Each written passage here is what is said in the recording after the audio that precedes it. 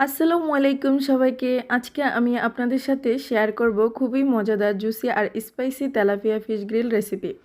বাসায় খুব সহজেই রেস্টুরেন্টের স্বাদে ফিশ গ্রিল বানানো যায়। আর আজকে আমি এটা বানাবো।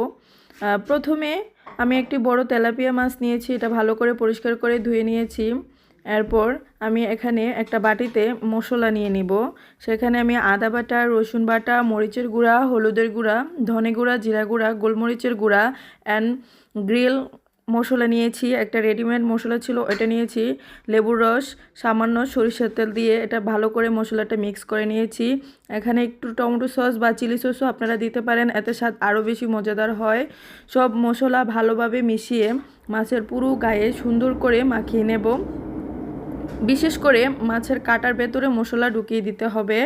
এরপর কমপক্ষে 30 থেকে 1 ঘন্টা মেরিনেট করে রাখতে হবে। আমি 1 ঘন্টা মেরিনেট করে এটাকে রেখে দিয়েছি। বেশি সময় মেরিনেট করলে স্বাদ আরও ভালো হয়। এখন আমি এটা গ্রিলে দিয়ে দিব।